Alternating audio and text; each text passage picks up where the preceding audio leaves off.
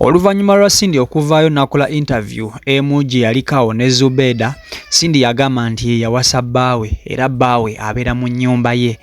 Ye yagaana ogenda mu maka g'omusajja n'agamba omusajja ajje maka ge. Kakati bannayuganda ensenge eno baagitwala bulala ne bagamba nti Cindy owasa otya bbaawo. Bulijjo tumanyi nti Mr. Okuyu ye musajja. Obeera otya omusajja mu maka g'omusajja olw'okuba nti weyita king herself. So Cindy avuddeyo neyewozaako. Njagala nkuwe Cindy nga yeewozaako n'oluvannyuma nkomewo tutemeeteme ensonga eno. What's up, people? This is Cindy Bieb. It's definitely the king herself, but I want to come on here today to speak to you as Mrs. Cinderella Sanyu Okuyo. Okay.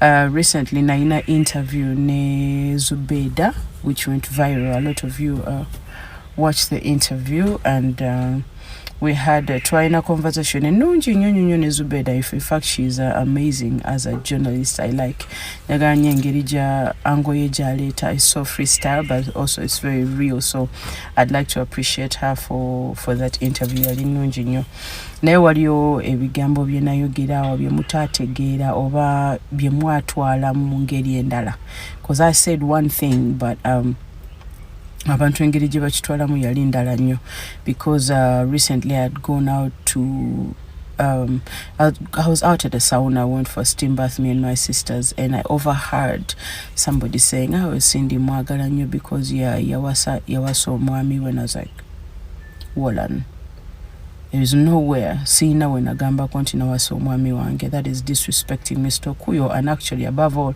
that is not true. When we had that interview, I may have said some things the wrong way, so today njagala okukitereeza. What I was trying to say is that when ali omuto mu age yange y'okudatinga naddala after my baby daddy, nasalawo after the baby daddy of my first child, nasalawo nti nze I'm not moving into a man's home anymore. I got tired.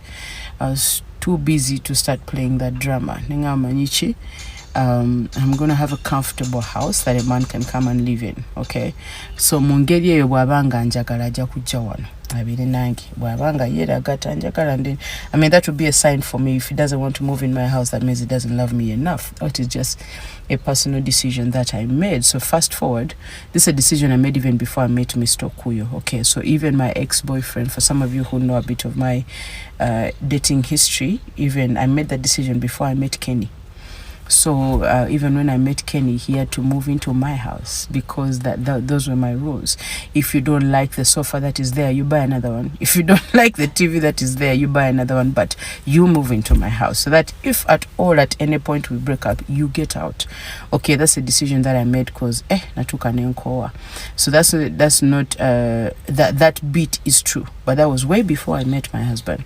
So when I met my husband, exactly the same thing. He had his own plans, but I told him, if this is something you want to try and get serious with, you have to move into my home, and that is not an issue. And he moved into the house that I was renting at that time. So we started our life there. So but then of course when we decided to get married, I'd like to be clear to all of you that my husband married me. I did not marry him. Okay, he paid the cows, he paid the goats, the chicken, whatever, and the cash that was asked of him, and he married me the right way. I didn't do that myself. I do not advocate for any woman to marry herself. Okay, I think all of you are worth dowry. If a man wants to marry you, he should go through the process depending on his pocket or depending on his family, because marriage is not one person. Like the whole clan comes together, the family comes together to make this work. And I was blessed that my husband married me the right way. We paid the bride price, and we started doing things together. So since then, every property we attain, the houses, the whatever businesses we do together. Okay, that is not something that I do on my own. No, we build together, we live together, we move together. Okay, it's not the same, but this is just something that I'd said in my dating life. Okay, so siwasanga kwa omusajja, and omusajja yampasa. Moving into your house does not mean marrying you, or does not make you the alpha and the omega in the relationship. It's just a house. So I just wanted to correct that. I advocate for women to make their own money by all means, mchala. muwala, make your own money, okay? Make secure your own bag so that at the end of the day you have your own security. To stop depending on these men. It's not a good idea. This is 2024. There shouldn't be women at this age abagamba nti nze njagala omusajja andabirire, take care of me and take care of everything. No, it shouldn't be that way. Have your own money on the side so that in case you meet an ass forgive my French, musajja tagenda kumanyira. Not having money is not does not make you a good wife, does not make you submissive. It just makes you broke and desperate. Okay, so women, make your own money, but I don't advocate for women to marry themselves, and that did not happen to me. Okay, so stop disrespecting my husband. All right, okay, that's it. Bye. Kakati abakazi mwenna abali eyo nga mulowooza nti mwakolamu akasente kammwe nga n'ekyokomaawo nga mulowooza nti mwe muyinamu erinnya, mulekerawo ebintu by'ogenda mu maaso n'okuba nti mwewanira mu bantu. Gwe n'ogenda mu maaso n'okola interview n'ogamba mbu gwe tosobola kubeera mu nnyumba ya musajja, ne muvaayo ne mukola omukolo n'ogamba nti gwe wawasa omusajja abeera mu maka go.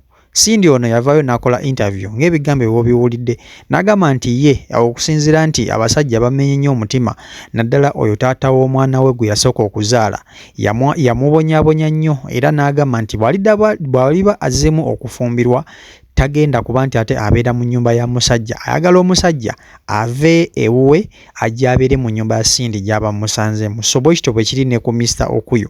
Cindy yavaayo n'ayogera ensonga ezo nga bwe yazoogera, wabula bannayuganda baavaayo ate ne bamulumba ne bamugamba nti nnyabo ovaayo otane tulaba omukolo gwe wakola, kitegeeza gwe wawasa omusajja mwakola omukolo, omusajja gwe wamuteekamu ssente. So Cindy avuddeyo natandika okuba nti ate yeewolereza. Naye abakazi mwenna abali eyo, ebintu bino eno mulekerawo okubyebalatiramu. Omusajja asigala musajja, tosobola kuvaayo omusajja gwe tumanyi nti oli serebu, tosobola kuvaayo otandika kulabisa musajja nga we wamuwasa, notandika kulabisa musajja nga waabeera ewuwo, otandika kulabisa musajja nga bwe yamuvinga in mu makaago. Kitegeeza gwe musajja ewaka, yes musajja. Kale asobola okubanga musajja mu butonde, naye in actual sense physically taba musajja. So kino nno kibeere kyakuyiga eri abayimbi bonna mwenneeyo. Mulowooza nti muyina feemu, kitegeeza omusajja talina kufuga. Olowooza olina ssente, kitegeeza omusajja talina kufuga. Nedda nnyabo, ne bw'oba olina ssente ne bw'oba olina ki, oteekeddwa okufumbirwa. Abayimbi bano ab'Uganda kye balina, bo baagala babeere ever on top, bo baagala babeere ever waggulu. Tebaagala kulaga abantu nti nabo basobola okugondera omusajja, naye ate nga mu byaddala beetaaga abasajja. So abayimbi b'e Uganda abakazi mweddeko, mumanyi we mukoma oba okitegeera. Bw'oba oli mukazi beera mukazi, tovaayo kulabisa bbaawo nga we gamba abantu bagamba nti wamuwasa baabakyamu. Ovuddeyo ogambye abantu nti bbaawo ye yajja ewuwo namubeera mwenna mu nnyumba gye yakusangamu, gwe tewagenda wuwe ne waaba apangisa. Oba okitegeera, bw'ogenda ew'omusajja aba bbaawo ne bw'oba omusanze ng'apangisa. Kakati omusajja ne bw'aba bakusanze wazimba n'omuteeka mu nnyumba yo ng'oli mukazi era oba wamuwasa. So Cindy kino teweetaaga kwewozaako, wayokyezza maama, naye kibe kyakuyiga. Tovaayo kwewolereza mbu ate kino mbu ate kiri nno. Wayokyezza, tekikyadda mabega. So kibe kyakuyiga eri abakazi mwenna. Ensonga tebagyewaaniramu, oba okitegeera. So embeera bwetyo bweri ku sayidi ya Cindy Sanyu, agezaho okuba nti ate yeewozaako erudda eyo.